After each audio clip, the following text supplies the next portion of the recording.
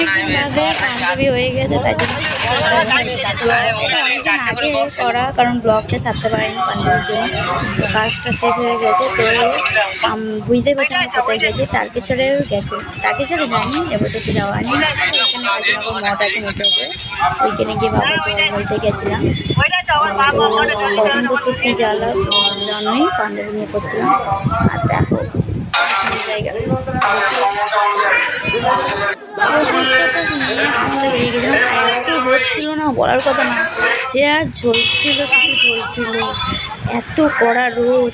আমি এমনিতে হেঁটেছি বিয়ের আগে, তো বিয়ের পরে তো তারকেশ্বর না, মঠের কাছাকাছি বলতে গেলে, তারকেশ্বর মতো অতটা দূর না, কাছেই ছিল।